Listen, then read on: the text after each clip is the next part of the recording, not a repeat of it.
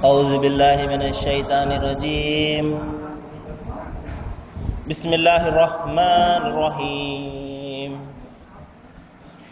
يا أيها الذين آمنوا استعينوا بالصبر والصلاة إن الله مع الصابرين صدق الله العظيم. అనంత కరుణామయుడు అపార కృపాశీలుడు పాలకుడు పోషకుడు సర్వలోక ప్రభు అయిన అల్లాహ్ శుభనామంతో ప్రారంభిస్తున్నాను. సోదరులారా, సోదరిమణులారా, అయ్యలారా, అమ్మలారా, అస్సలాము అలైకుం రహమతుల్లాహి వబరకాతు. ఇంతవరకు మీ ముందు మానవులందరి మార్గదర్శక గ్రంథం విశ్వప్రభు అల్లాహ్ అవతరింపజేసినటువంటి చివరి దైవ గ్రంథమైన దివ్య ఖురాన్ నుండి 2వ అధ్యాయం 154వ వాక్యం యొక్క రబి ముదన్ను పఠించడం జరిగింది.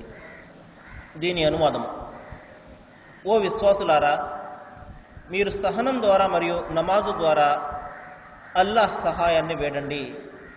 సహనం గలవారితో అల్లాహ్ తోడుగా ఉంటాడు. సోదరులారా, మరి మనము గత 3-4 రోజుల నుండి ఈ అంశాన్ని గురించే మనము మాట్లాడుకుంటున్నాము. విశ్వప్రభువు, దైవము, సృష్టికర్త అయినటువంటి అల్లాహ్, ఆయన మన తోడు ఉండాలంటే మనము 2 పనులు చేయవలసి ఉంటుంది. 1 సహనాన్ని కలిగి ఉండడము, 2 నిరంతరంగా ప్రార్థన చేయడము. సోదరులారా, మనిషి రకరకాలు అయినటువంటి పద్ధతులను కల్పించుకుంటూ ఉంటాడు. మరి అనేక మందిని తన దైవాలుగా భావిస్తూ ఉంటాడు. మనుషులను దైవాలుగా భావిస్తుంటాడు, ప్రవక్తలను దైవాలుగా భావిస్తుంటాడు. మరి అంతేకాకుండా మనము ఆ దైవానికి రకరకాల ఆకారాలను, రూపాలను కూడా కల్పించి ఆరాధిస్తూ ఉంటాము. అయితే సోదరులారా, ఎవరు ఏ విధంగా ఆరాధించినా దైవము కేవలము ఒక్కడు.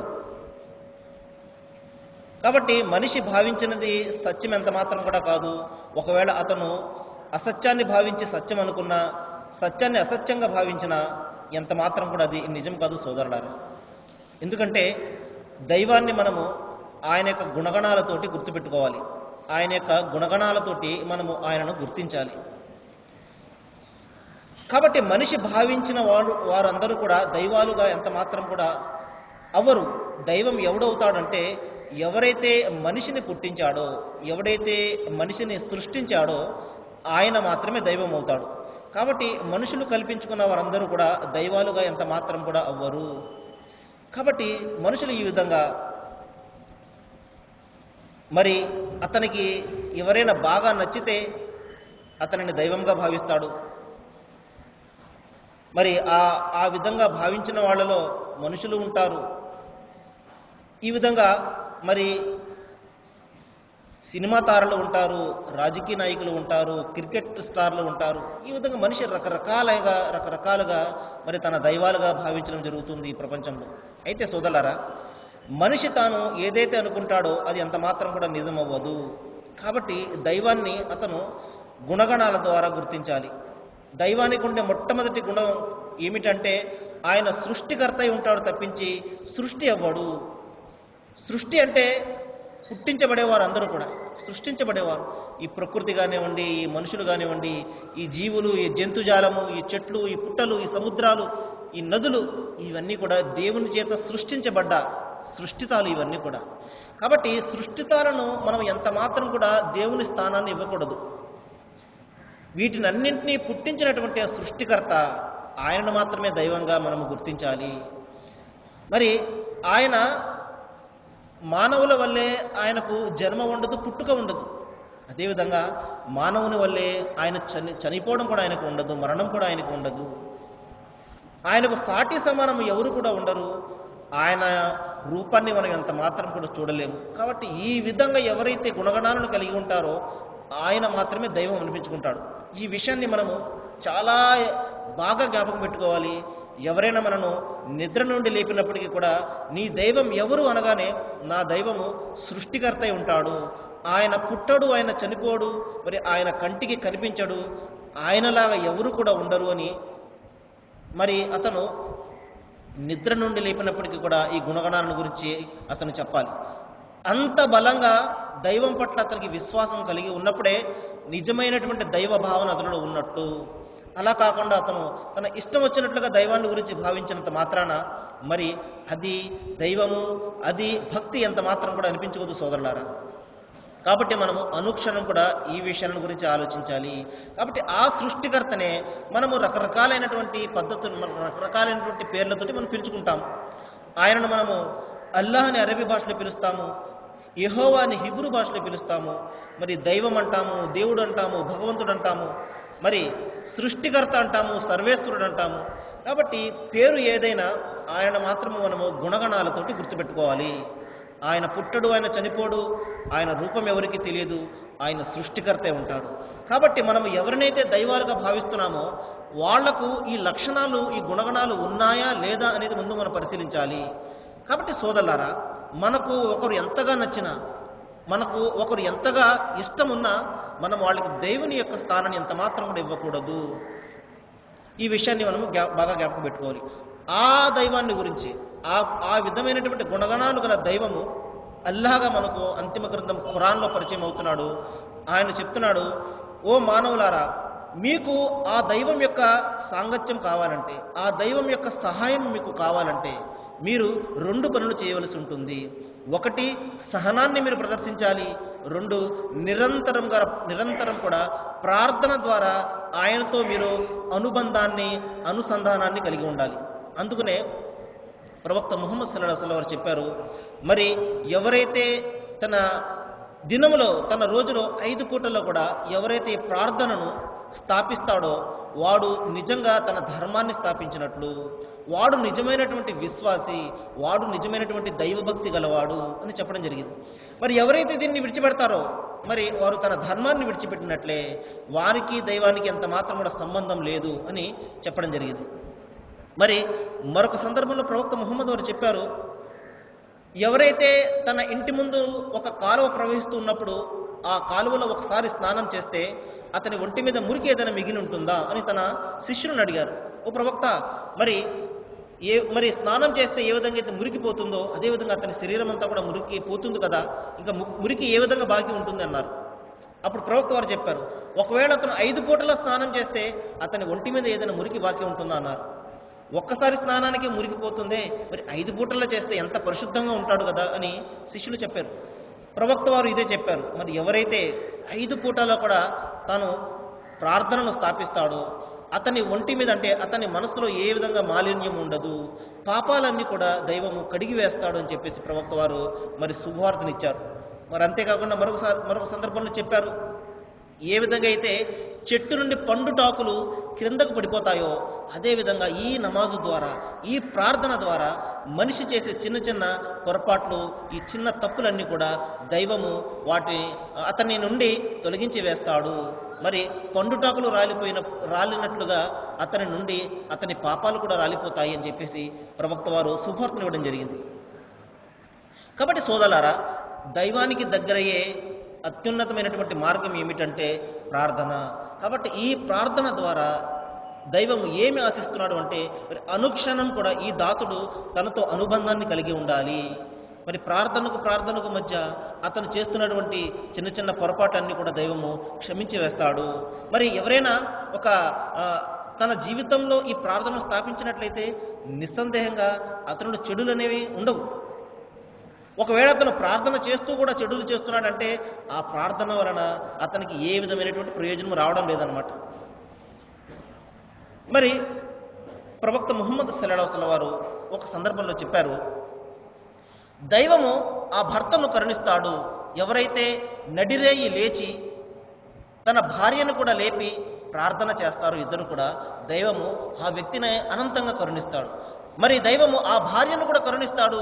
ఏ భార్య అయితే మరి నడిరేయి లేస్తుంది, తన భర్తను కూడా లేపుతుంది, మరి ఇద్దరు కలిసి దైవారాధన చేస్తారు. మరి దైవం ఇటువంటి భార్యాభర్తలను మరి అమితంగా అనుగ్రహిస్తాడు అని చెప్పేసి ప్రవక్త వారు చెప్పారు. నడిరేయి లేవడం అనేది మరి అంత మొత్తైనటువంటి నిద్రను విడిచి నడిరేయి లేవడం అనేది అది మామూలు విషయం కాదు. మరి లేచి తాను ఒక్కరే కాకుండా తన యొక్క భర్తను కానీ భార్యను కూడా లేపి వారిద్దరు కూడా దైవారాధన చేయడం అనేది మరి ఎంత అద్భుతమైనటువంటి విషయమో ఒకసారి మనం ఆలోచించాలి. మరి ప్రవక్త వారు చెప్పారు, ఎవరైతే చీకట్లలో మరి మస్జిద్కు అంటే దేవుని గృహానికి వెళ్తారో మరి ప్రళయ దినాన్న వారికి దైవము వెలుగును ప్రసాదిస్తాడు అని ప్రవక్త వారు చెప్పారు. అయితే రండి సోదరులారా, ఇప్పుడు మనము ఈ ప్రార్థన, ఈ నమాజు అనేది మన మానవ జీవితంలో ఎటువంటి ప్రభావాన్ని చూపిస్తుంది, మన జీవితంలో ఈ ప్రార్థన వల్ల కలిగే ప్రయోజనాలు ఏమిటి, ఈ విషయాన్ని గురించి మనము కొద్దిసేపు ఆలోచిద్దాం. ఎందుకంటే సహజంగా మనిషికి ఏదైనా ఒక ప్రయోజనం కనబడితేనే అతను చేయడానికి అతను ఉపకరిస్తాడనమాట. ఏదైనా ఒక విషయంలో అతనికి ప్రయోజనం లేదనుకోండి, అది చేయడానికి అంతగా ఇష్టపడడు. కాబట్టి రండి, ఈ ప్రార్థన వలన మన జీవితం ఏ విధంగా మారుతుంది, ఈ నమాజు వలన మానవ జీవితంలో ఎటువంటి పెను మార్పులు సంభవిస్తాయి, ఈ విషయాన్ని గురించి మనము కొద్దిగా పరిశీలిద్దాము. మొట్టమొదటి విషయం ఏమిటంటే, మనిషి చేసే చిన్న చిన్న పాపాలు పెద్ద భయంకరమైనటువంటి పాపాలు కాదు. భయంకరమైనటువంటి పాపాలలో సోదరులారా, మరి క్షమించలేని పాపాలలో ఏదైనా మరి ఏమున్నాయంటే, మరి దేవుని యొక్క స్థానాన్ని మరొకరికి ఇవ్వడము. సృష్టికర్త ఇప్పుడే నేను చెప్పడం జరిగింది, 5 లక్షణాలు ఎవరైతే ఉంటాయో ఆయన దైవం అనిపించుకుంటాడు. మరి ఈ లక్షణాలను కాకుండా మరి మనకు నచ్చిన వాళ్ళను మనము దైవాలుగా భావించి దైవానికి సమానంగా సాటిగా మనము చేయడం అనేది ఇది భయంకరమైనటువంటి పాపము. దైవం ఈ పాపానికి ఎంత మాత్రం కూడా నిష్కృతి లేదు అని చెప్పేసి మరి అంతిమ గ్రంథం ఖురాన్లో సెలవు ఇవ్వడం జరిగింది. మరి అంతేకాకుండా వ్యభిచారం కానివ్వండి, ఇంకా మద్యపానం కానివ్వండి, ఇంకా దారిదోపిడీలు కానివ్వండి, దొంగతనం కానివ్వండి, ఇంకా వడ్డీ భూతం కానివ్వండి, ఇవన్నీ కూడా మహాపాతకాలు. వీటికి దైవము మరి ఎంత మాత్రం కూడా ఆయన తలిస్తే క్షమించవచ్చు, కానీ మరి వీటికి ఎంత మాత్రం కూడా నిష్కృతి లేదు. కానీ చిన్న చిన్న పొరపాట్లు మనిషి చేస్తుంటాడు, అనేక పొరపాట్లు మనిషి చిన్న చిన్న పాపాలు చేస్తుంటాడు. ఆ పాపాలన్నింటినీ కూడా దైవము మరి ఈ ప్రార్థన ద్వారా, ఈ నమాజు ద్వారా తొలగించి వేస్తాను అని చెప్పేసి మరి శుభవార్తనిస్తున్నాడు. ఇన్నల్ హసనాతి యుజహీన లిస్సయ్యా.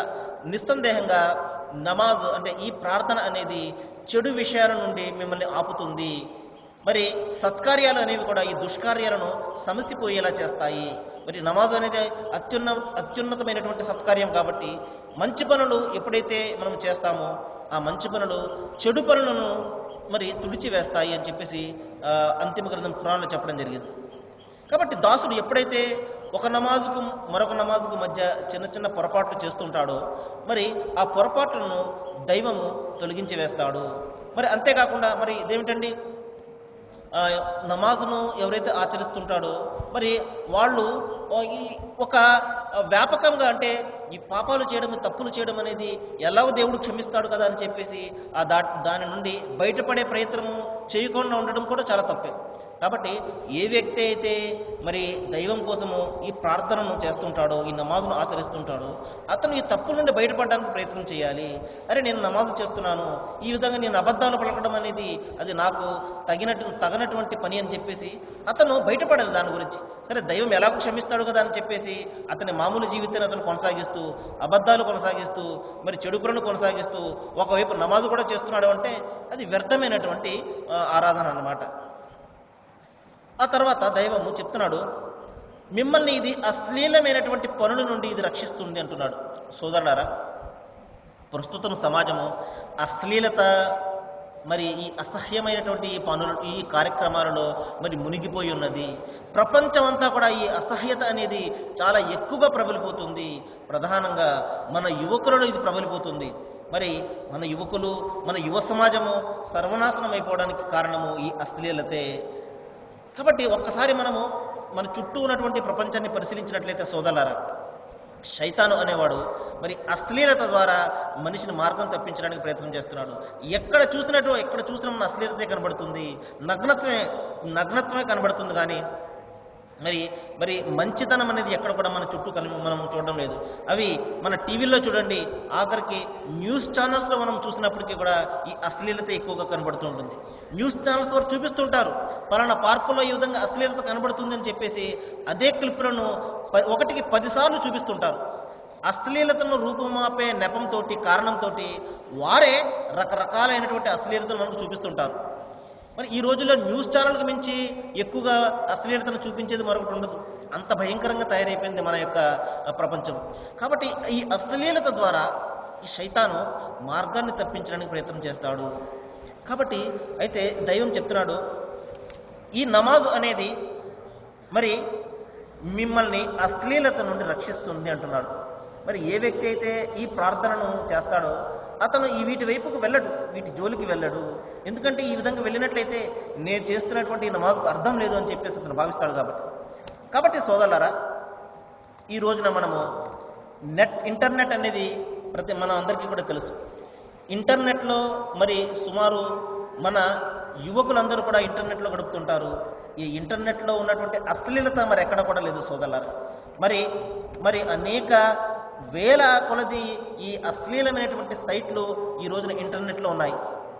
మనం అనుకుంటాము మన బిడ్డలు మరి ఇంటర్నెట్లో వెళ్ళి వాళ్ళు విజ్ఞానాన్ని పొందుతున్నారు, మరి చదువుకు సంబంధించినటువంటి వ్యవహారాలను చూసుకుంటున్నారు అని చెప్పేసి మన తల్లిదండ్రులు భావిస్తున్నాము.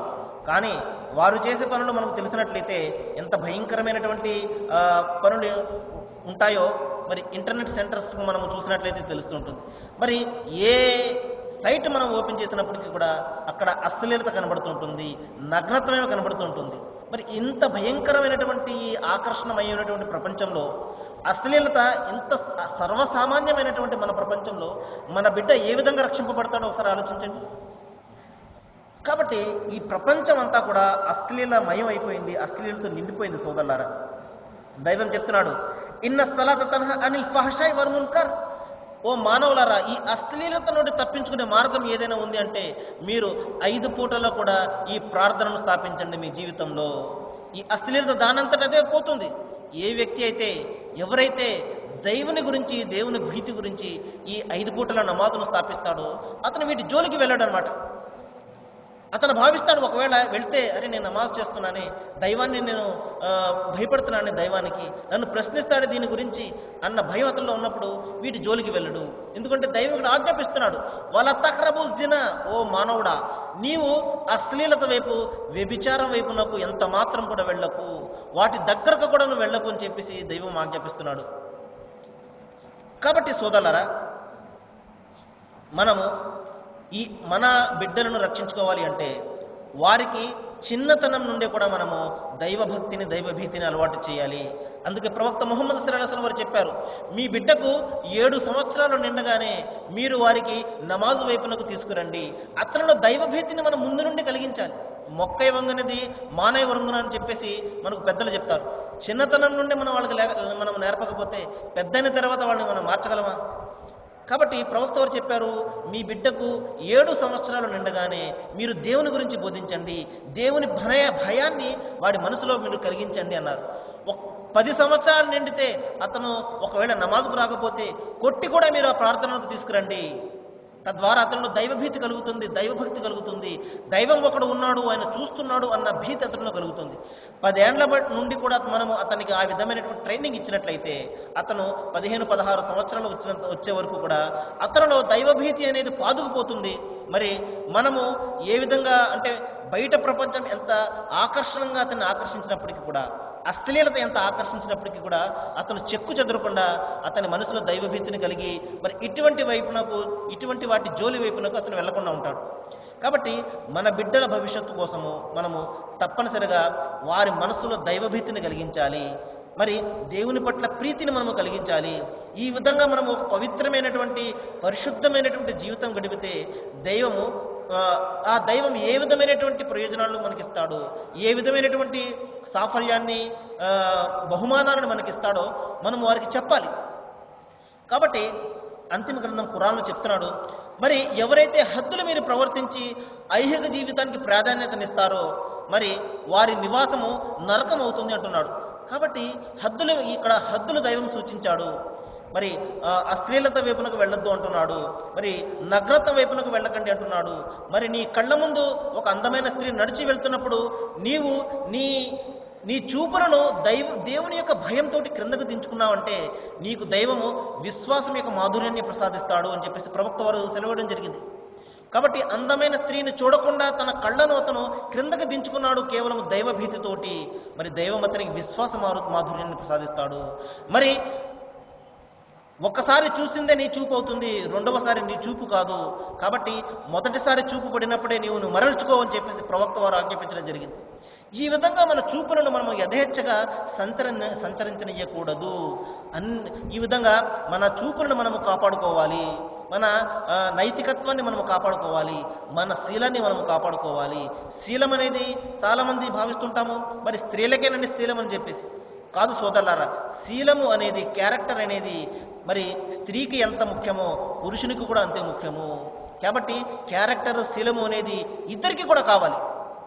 అందుకని అంతిమ గ్రంథం ఖురాన్లో చెప్తున్నాడు, విశ్వాసమైనటువంటి స్త్రీ పురుషులారా మీరు మీ చూపులను పరిరక్షించుకోండి, యథేచ్ఛగా ఎవరిని పడితే వారిని చూడకండి అని చెప్పేసి అంతిమ గ్రంథం ఖురాన్లో దైవం సెలవిస్తున్నాడు. కాబట్టి సోదరులారా, ఈ విధంగా ఎవరైతే తన ఒకరోజు నా ప్రభువు ముందు నేను నిలబడాలి అన్న భయంతో తన మనోకాంక్షలను అతను నియంత్రించుకుంటాడో అటువంటి వారి నివాసం స్వర్గం అవుతుంది అని చెప్పేసి దైవము ఇక్కడ శుభవార్తనివ్వడం జరిగింది. కాబట్టి ఈ విధంగా మనలను అశ్లీలమైనటువంటి పనుల నుండి మరి అసహ్యకరమైనటువంటి పనుల నుండి రక్షించే సాధనం ఏదైనా ఉంది అంటే అది దైవభీతి మాత్రమే, ప్రీతి మాత్రమే. మరి అది మనము సాధించే మార్గం ఏమిటంటే ఈ నమాజు అనేది, ఈ ప్రార్థన అనేది. కాబట్టి మనిషి ఎప్పుడైతే తన జీవితం 24 గంటలలో అతను 5 పూటలా కూడా ఈ ప్రార్థనను స్థాపిస్తాడో అప్పుడు దైవంతో ప్రతి క్షణాన్ని కూడా అనుబంధాన్ని, ఒక సంబంధాన్ని కలిగి ఉంటాడు.